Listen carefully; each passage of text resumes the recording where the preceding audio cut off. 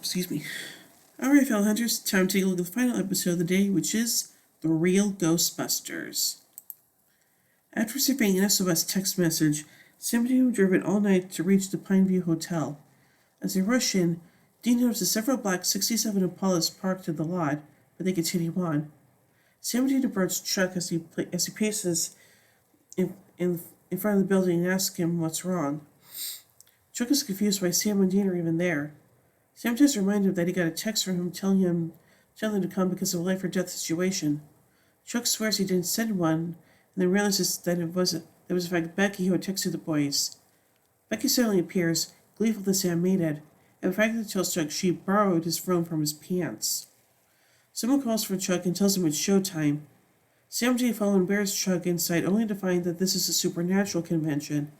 Not only that, but people are dressed up as characters from the books, and there are even Sam and Dean lookalikes. Not really, but they are dressed up and role-playing that do a scene from Hunted. The panel begins, and Carver Edelin is the guest speaker. Before Chuck speaks, the director reads off the schedule for the day, which includes Frightened Little Boy, The Secret Life of Dean, and the homoerotic subtext of Supernatural.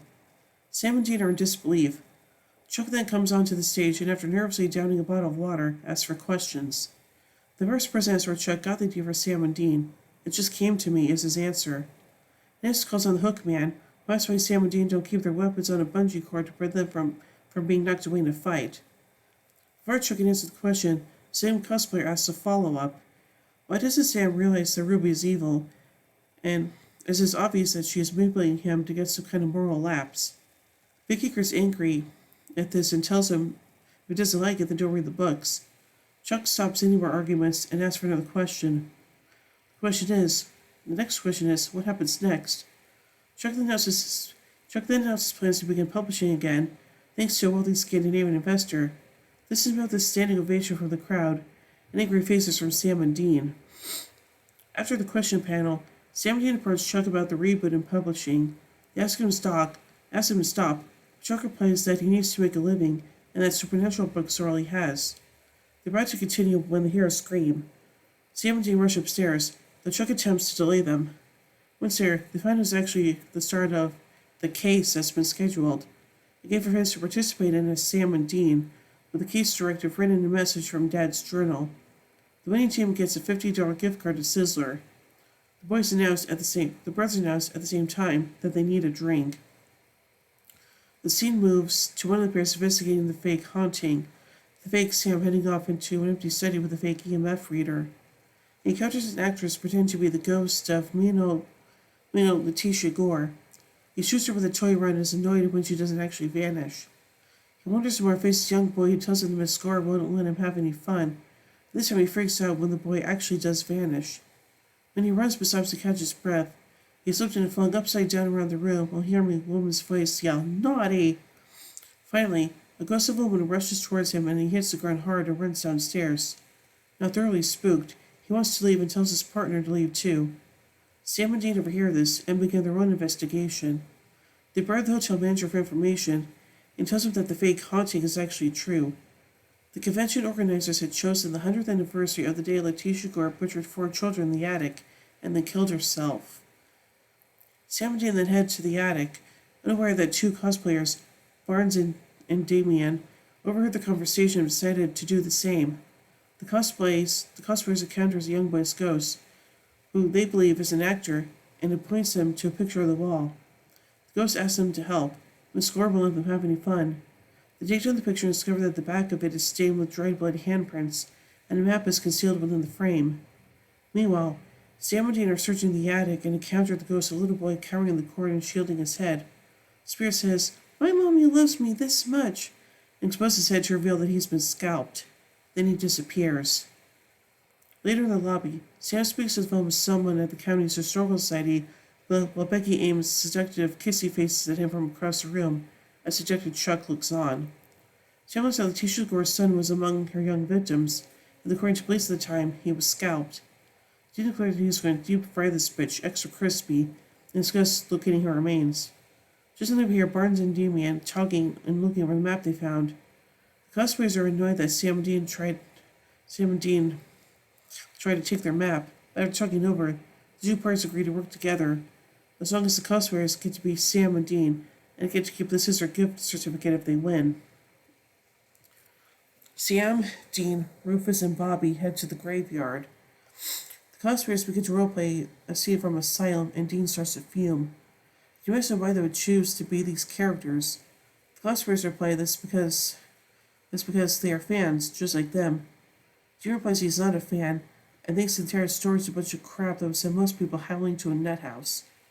After the cosplayers say they don't think that Sam and Dean would care, Dean says they do care a lot, and walks off. Sam tries to cover this up by saying that Dean is really passionate about the story.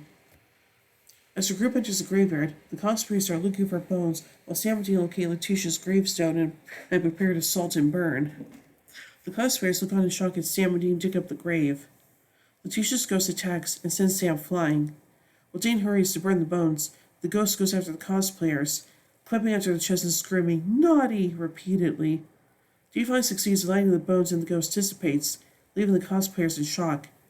Dean asks them if that was real enough for them. Barnes and Damien are at the bar, drinking stiff drinks, while Dean and Sam approach him, and Dean buys for them. The Winchesters attempt to leave, only to discover that all the exits are sealed. They capture Ghost with Letitia's son again, and this time he communicates to them that his mother did not kill him. It's significant that Letitia killed the three boys, only after discovering that they scalped her son. Elsewhere in the hotel room, the three evil ghosts corner the Hookman cosplayer, who believe they are LARPers playing the creepy children he regards as overdone in the supernatural books. The spirits announce that since Miss Gore is gone now, they can have all the fun they want, and then produce knives. Sam and Dean hear a scream, race upstairs to find he's been scalped and killed. Sam and Dean inform Chuck of this development, then usher the hotel guests and staff to the main hall before salting the doors. The boys introduce that Letitia was the only thing keeping the three homicidal ghosts from killing people. They give us the actress who was playing Letitia to help them. Barnes and Demon approach them and say they want to help. After a few minutes of talking, Dean agrees to let them help. Then Dean and the actress head upstairs to distract the ghosts, while Sam and the cosplayers try to get out. The actress manages to get the ghost's attention by scolding them as Letitia might have, and they begin to relent enough to loosen their hold on the exit so the cosplayers may get out. Then, the actress's cell phone starts to ring with a snappy pop ringtone. The ghosts are confused and then turn angry. Dean steps in from outside the room and tells the girl to run. He and the ghost engage in a fight, and Dean is pinned down. Sam finally arrives to help with the struggle. Meanwhile, Barnes and Damien are fragilely digging up the boys' graves and collecting the bones together. At the hotel, Sam and Dean are still fighting the spirits, but are becoming overwhelmed as the ghosts are now positioned to scalp them. Barnes and Damien likely set the bones on fire in time to save Sam and Dean. Now the spirits are gone, the convention is over, and the hurries bring out the body of the Hookman guy. Then Barnes and Damien talk with Dean. Thanks to him learns their real names. Last was their name, and he replies Dean, the real Dean. Damien and Barnes laugh at thinking he's joking. Dean seems a little disappointed, but leaves it at that and thanks him again. He starts to walk away, but Dean stops him and say, "You're wrong, you know." Dean is confused. Damien explains that Dean was wrong about Supernatural. He says, "No offense, I'm not sure what you get what the story's about." Dean's curious to know his explanation. Dean reveals that in real life, Barnes sells stereo equipment and he fixes copiers. Our lives suck, but to be Sam and Dean, to wake up every morning to save the world, to have a brother who would die for you, who wouldn't want that? Dean smiles, says that he has a point, and that they don't make a bad team for themselves. Dean asks how they know each other, and that they reply they've been aligned in the Supernatural chat room. Dean teases, "Oh, must be nice to get every parent's basement and make some friends." Demon says, "We're more than friends, we're partners." The classmates each other's hands as Barnes. The classmates each other's hands, and Barnes rests his head on Damien's shoulder. A shocked Dean can come up with, "Howdy, partners," before he walks away.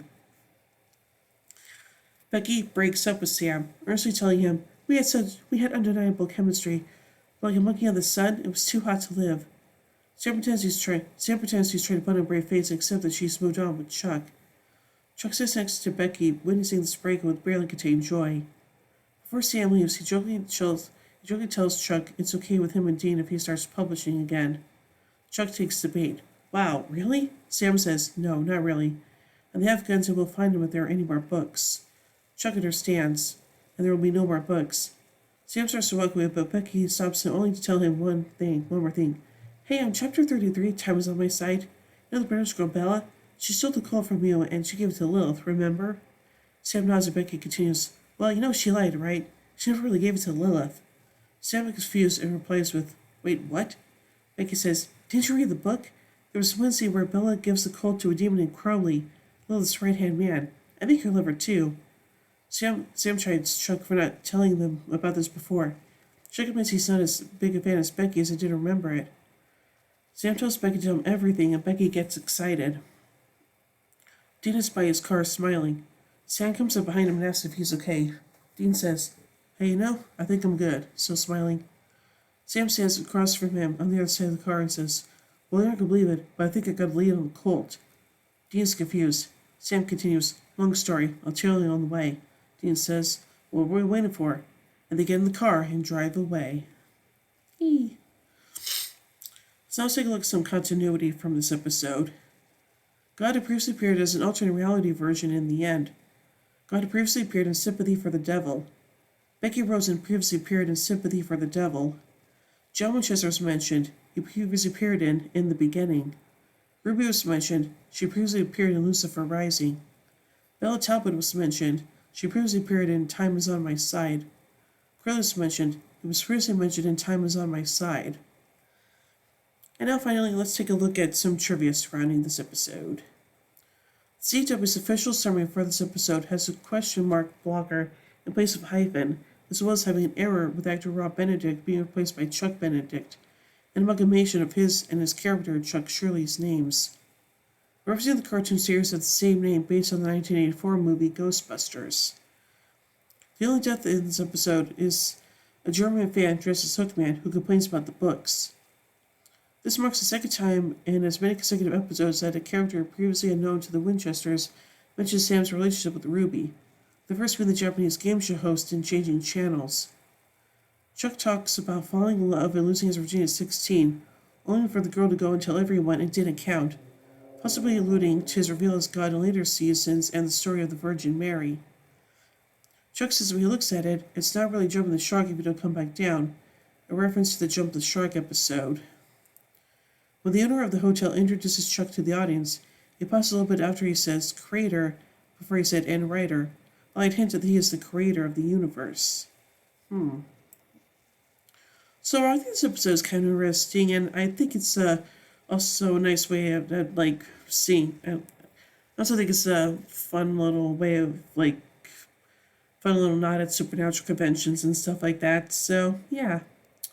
So overall, I give The Real Ghostbusters 4 Impalas out of 5.